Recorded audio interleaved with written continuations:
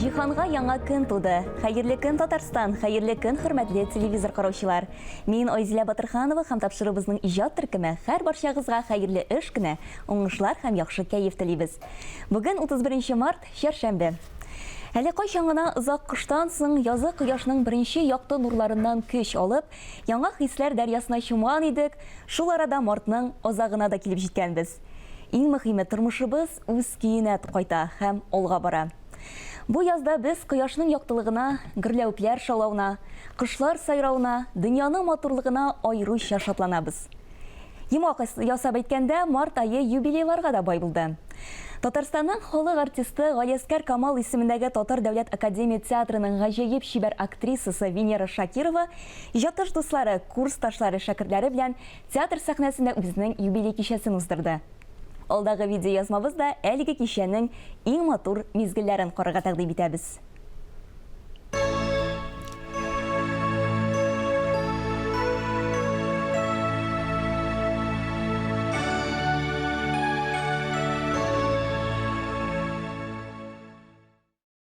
Сәйер кунаклар, сезне кем дип белик? Мин Венера Шакировна, уйна алмаган төп роль. Зәңгәр шәлдә Мәйсәрәне уйнамаса да, Венера Шакирова халык күңеленә Зифа спектакленнән Эсмеральда белән килеп керә. Бу аның беренче роле була. Туган көнем көз көне, ә менә юбилеем яз көне үтә, һәм миңа ул ниндидер шундый символик рәвеш алган кебек. Менә шушы яшемә, олы яшемә, 60 яшемә җитеп, бәйрәмем яз көне үтә, һәм дә әле минем димәк тормышымда да яз. Венера Шакирова 1960 елның 11 октябрендә Казан шәһәрендә туа. Артист булырмын дип һич уйламаган ул. Әти-әнисенең Венераны табип итәселәре килгән. Әти-әнигә каршы килеп булмый дип, язмышым белән килешеп, документларымны метка илттем. Ләкин әти-әнигә көйнеш, миңа сөенеш дигәндәй, беренче имтиханнан ук эшле алдым.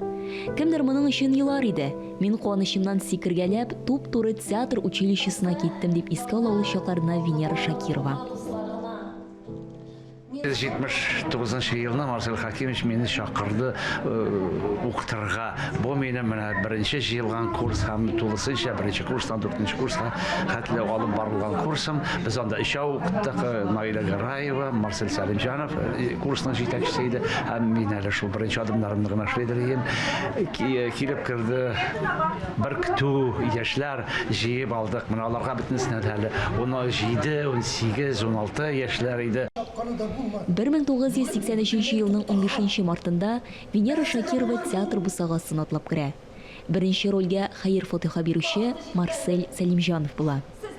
Марсель абый бер репетицияда шулай ничектер миңа мин репетиция залында утырганда әйләнеп алды, булай теге так, иртәгә репетицияны синең белән узам, әгәр дә әйбәт уйнасаң, театрга алам диде. Сез минем менә шул вакытта тойгыларымны белсәгез, төнне җыклы юк, бөтенләй шул каушап, үзем үз киемнәрем белән сәхнәгә чыгып, репетиция эшләдек, прогон иде ул. Анда минем партнер Шамил абый Бареев иде. Аның белән без мәхәббәт уйнадык сәхнәдә. Һәм дә менә шушы репетициядан соң Марсель абый борылып, анда теге җитәкчеләренә, ярдәмчеләренә борылып әйтте: "Шушы кызга костюмнар тегегез, уйнаячак, театрга алам" диде. Драма артисты булып китүе дә очраклыгына булмый. Беренче режиссерлык тәҗрибәм Венера белән бәйле, чөнки укыганда Марсель Хакимович безгә бирәдер өзекләр, үзебез куеп, үзебез уйнап, үзебез әзерләп күрсәтергә тиеш идек. Һәм менә мин бер әсәр сайлаган идем, шунда Венераны алды. Бу минем чыннан да дебютым, режиссер буларак дебютым иде. А Венераның минемчә актриса буларак бу чыннан да бик уңышлы өзек иде, ләкин аның бер кызыклы әйбере бар. Biz zak repetir gittik Venera белән, җылаттым да мин аның мескенне Венераны.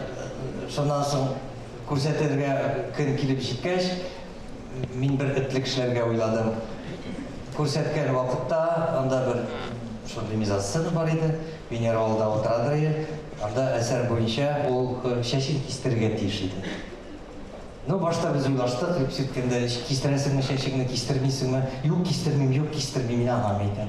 Шуннан соң күрсәткәндә кесәмә ачып тактым да, бөтен халык алдында шалтыр чәчләрен кистем. Венера чын-чынлап җылады.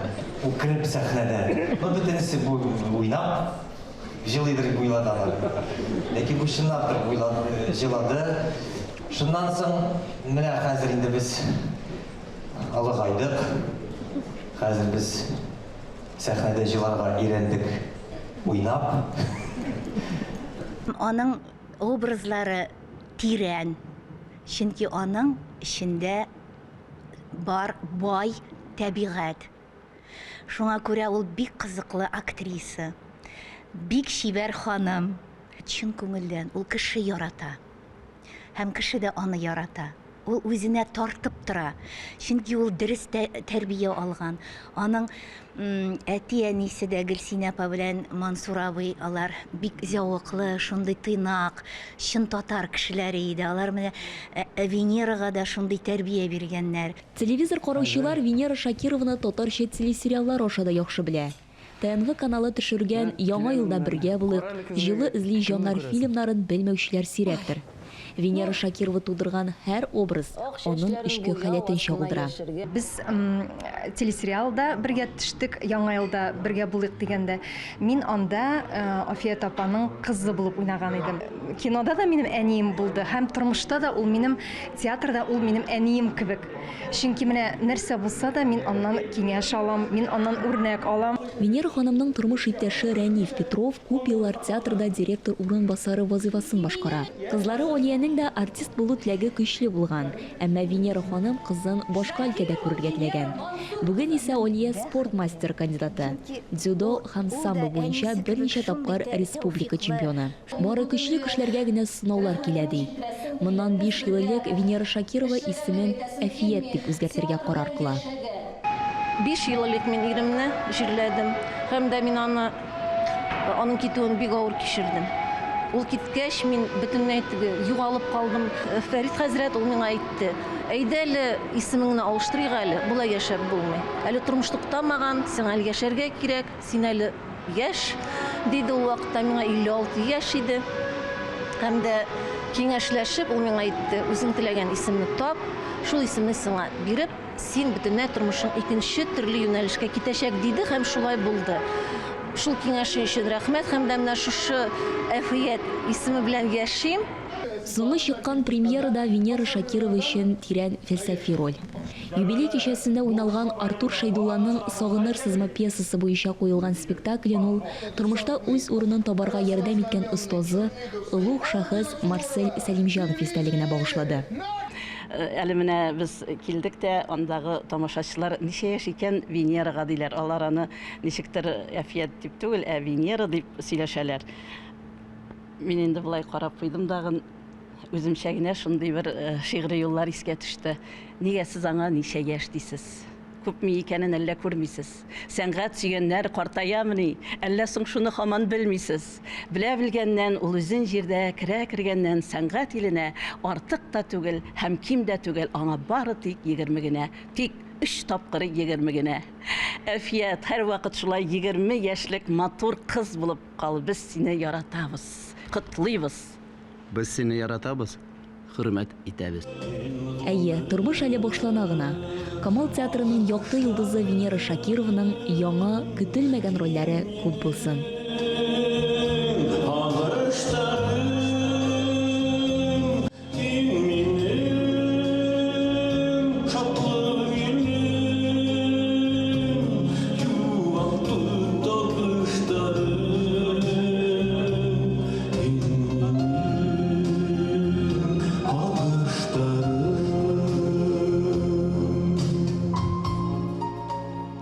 Һәр барчагызга хәерле эш көне теләп тапшыруыбызны дәвам итәбез һәм сезнең өчен бер белдерү. 5 апрель көнне Камал театр сәхнәсендә янә юбилей кичәсе. Ә юбилярыбыз бездә кунакта. Аны халык артисты түгел, халыкара артист дияләр. Театрның баш режиссеры Фәрит Бикшәнтәев сүзләренчә, Колумбиядан, Кытайдан, Франциядан режиссерлар актер сорап килгәндә һәр вакыт нәкъ менә Хәлим Җәләлне сайлыйлар. Шулаймы юкмы, монысын без аның үзеннән сорарбыз. Хәлим абый, исәнмесез, хәерле көн. Исәнмесез, Азилә сеңлем. Бик шатбыз сезне студиябызда күрергә. Хәерле көн, хөрмәтле тамашачылар. Әйе, менә моннан 5 ел элек сезнең инде 75 яшьлек юбилей кичәгездә Фәрит ага Бикшәнтәев сезне нәкъ менә сезгә халыкара артист дигән исем бирә. Һәм Худайга мең шөкер, 80 яшьлек юбилейгызны да сез яраткан тамашачыларыгыз белән каршы аласыз, шулай бит? Шулай дип әйтте. Ләкин инде ул халыкара дип Кытай, Франция шул бер мәртәбә булгандыр инде шундый сүз. Булса да бәрбер әйткән бит. Әйткән сүз кала җан. Һәр кешегә бит әйтелмәгән сүзләр. Менә 5 көнне дүшәмбе көн була ул 5 апрель минем туган көнгә багышланган шигъри музыкаль кичә була. Шигъри музыкаль. Бу инде теге гадәттәге бер спектакль уйнап үткәргән юбилей түгел. Бу белән ничектер үзгәрәк. Моны мин үзем шулай теләдем. Монда шигърият, шигырь һәм музыка, җыр ниләр була, бию була. Әйе, артист тормышы бигрәк кызык инде. Менә үз туган көнендә дә ул үзенең яраткан тамашачысына бүләк ясый, шулай бит. Менә сез дә шушы музыкаль кичәне оештырырга булгансыз, шулаймы? Әйе, максат шулайрак. Максат шулай иде. Шулай. Бил бигрәк тә теге татар телен үстерү ялы бит инде. Шуңа күрә шуңа багышларга да булдык. Бу уйламыйча эшләнгән эш түгел. Хәлим абый, менә яңа чыккан пьесада дип әйтегәндә, ул Артур Шәйдулла пьесасы буенча куелган Сагынырсызмы спектаклендә сез бик үзенчәлекле роль башкарасыз.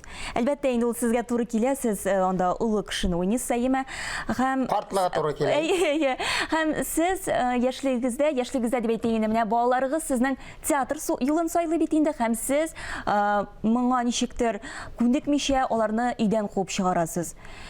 Менә шуңа бәйле сорау бирәсе килә, үзегезнең менә тормышта театр юлын сайлаганга үкенгәнегез булдымы, кайчанда булса? Баштагы сүзегезгә җавап, әйе, шундый спектакль Сагынырсызмы куелды, һәм ул бүгенге көндә бик уңыш белән бара. Башта беренче укыганда менә дөресен әйтим, ничектер күңелгә бик ятып бетмәгән шикелле тоелган иде.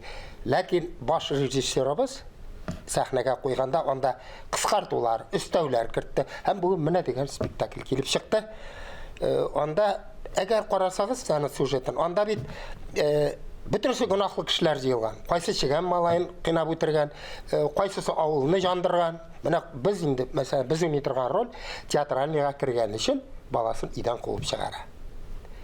Минем менә икенче соравыгызга килгәндә, мин алай үкенергә туры килмәде. Бер кайчанда театральныйга киткәнгә үкенү булмады. Мин бит башта мәктәпне бетергәч тә авыл хуҗалыгы институтына инженер-механиклар курсында укыган идем факультетында. 2 курс ярым беткәч, 3нче курсның яртысында мин аннан документларны алып, әле бирми җирттеләр. Алып тәвәккәлләп театр техникумына, училищесына тапшырдым. Тәвәккәлләп һәм ничектер мин язмышымны менә хәзер инде шушы яшькә җиткәч уйлыйм, дөрес сайлаганмын дип уйлыйм инде. Аны кеше ничек кабул итәр бу сүзләремне, ләкин мин үземне шулай дөрес сайлаганмын, бәхетле юлдан барганмын дип уйлыйм. Төрле чаклар булгандыр. Ул бит адәм баласы әүлия түгел, ялгышкан чакларда булгандыр. Ләкин театрда эшләү ул үзе бәхете, әлбәттә. Мин шулай дип кенә җавап бирә алам. Әтиәнегез ничек кабул итте сезнең әлеге карарыгызны? Ягъни театрга китү юлын алар кабул итә алдымы соң? Бу инде үзе аерым бер тема, монда озаклап сөйләп тормыйм. Әни әлбәттә кабул итмәде. Минем абый эшлидер, райком 2нче секретарь булып. Ул килеп җитте. Мин инде экзаменны тапшырган идем, кергән идем. Мәктәп сүзегезне әрәм итмәгез. Бүтән туганнарым бөтенесе әйбәт кабул иттеләр. Шотланд Уллаһта инде мин бөтен ул теге Вахитов клубларында җырып, мин хәзергә караганда популяррак им вакытта. Үзе шәндә җырганда. Менә шунда башка абыйларым кабул итте. Менә әни соңыннан нитмәде, уйнаганнарын күреп, инде яши башлагач бик разый булды. абыйда шатланды. Хәлим абый, әлбәттә инде тамашачыларга сезнең бүгенге көнегез кызыклыдыр дип уйлыйм. Менә хәзерге вакытта ниләр белән шөгыльләнәсез сез? Бу хәзерге вакытта бу яшьтә инде әллә ниләр эшлим, күктән йолдыз тотам дип сөйләп җырып булмый, шулай бит. Ул бик дөреслеккә туры килмәс иде. Дөрес, әле хәзергә менә бүгенге көндә театрда уйнап торырга әле рольләрем бар. 5-6 ролем бар. Ул бик күп. Бу яшь өчен бик ни? Буш вакыт беләсезме? Хәзер безнең әйбәт итеп, менә әйбәт ял итү үзе дә эшкә керә. Әйбәт йоклау, әйбәт менә иртән җырып кайтулар. Мин инде мәчеткә дә барып кайтам бит. Буш торган юк. Аннан соң мин әдәбияттан бер дә аерылганым юк. Менә хәзер инде элек укыган китапларны кат-кат карыйсың вакыт булгач, икенчерәк кабул итәсең шулай. Менә шулай үтә көннәр. Көннәр бу яшьтә бик тиз үтә икән. Менә сизелми дә. Шундый үтә көннәр. Хәлим Җәләлне без бит әле язучы буларак һәм тәрҗемәче буларак та беләсез. Менә хәзерге вакытта иҗат итәсезме? Сез инде язучы буларак дип бераз мине арттырыбрак җибәрдегез шикелле. Дөрес, мин язучылар союзы члены. Әкиятләр 5 әкият поэмам чыкты. Аннары айрым китап булып чыкты. Аннан соң инде менә Кала күпер дигән автобиографик китабымны аны бик яратып укыйлар шикелле. Мин анда үземнән көлебрәк әзрәк яздым инде. Шул мәҗәле бит нитәләр. Хәзер инде теге бик язам дип язам дип әйтеп булмый. Күбрәк укырга инде вакыт. Хәзер бу яшьтә инде нинди. Әйе, менә без әйтә башладык, сезнең бүгенге көнегез әлбәттә тамашачыларыбызга кызыклы дип әйеме?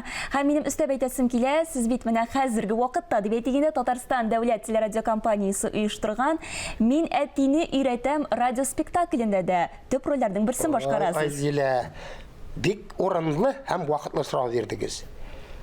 Мин бу тапшыруга бик рәхәтләнеп киләм, теләп киләм. Мин аның нинди тапшыру икәнен беләм. Һәм менә сезгә бер мисал әле менә үткән нидә безнең гәзит дигән газетада бер ханым язган Мөслимнән. Менә шундый тапшыру башланды. Искиткеч тапшыру, кирәкле тапшыру һәрбер татар кешесенә мин моны карарга тәкъдим итәм дигән. Бу әлбәттә инде җанга май булып ятты, шундый күңелле булып китте. Мин анда катнашучыларга бөтенесенә укыдым, әйтәм, менә нәрсә белән шөгыльләнәбез без. Бу бик игелекле, изге гамәл дип карыйм. Чөнки быел татар телен саклау һәм үстерү буенча комиссия эшли, шулай бит. Аның башында безнең инде бик танылган Марат Гатафович Ахметов тора. Менә мин ул кешене бик күптәннән беләм. Ул Балтачның башлыгы, Балтач районында башлык булып эшләде. Һәм без аның бер чарасына бардык, Хайдар Бигичев, Зөһрә Сахабиева барган идек концертта катнашырга. Һәм шунда мин беренче мәртәбә ишеттем район җитәкчесенең чын татарча, чын әдәби телдә матур итеп сөйләгән. Һәм ниткәч чара битте, чәй эчкәндә килеп кулын кысты, мин әйттем, рәхмәт, Марат Гатафович. Безгә артистларга менә кемнән, менә сездән, нәкъ менә сездән өйрәнергә кирәк икән дидем. Һәм менә бүгенге көндә ул комиссияның башлыгы. Һәм минем бик зур өметем бар. Чөнки хәзер шундый заман, күп кенә район үзәкләрендә татар мәктәбе юк. Бу бит котышчылар. Ә менә Марат Гатафович йөри, һәм теге район башлыклары ватып җибереп татарча сөйләшергә мәҗбүр булалар. Мин тыңлыйм, хәзер бик зур эшләр башкарыла. Әйе, һәм инде әлбәттә без аннан соң шуны әйтә, без аңа һәр яктан бу комиссиягә ярдәм итәргә тиеш. Радио, телевидение, матбугат, артистлар ул ярдәмгә һәр яктан ярдәм итәргә тиеш. Хәлим абый, бик зур рәхмәт сезгә бүгенге иртәгезне безнең белән башлаганыгыз өчен, шул кадәр күтәренке рух бүләк иттегез безгә. Әлбәттә инде сезгә исәнлек, саулык һәм әлбәттә уңышлар телибез. Рәхмәт сезгә. Сау булыгыз. Хәерле башланган иртә һәр чак уңышка итә. Мин Айзилә Батырханова һәм тапшырыбызның иҗат төркеме сезнең белән саубуллашабыз.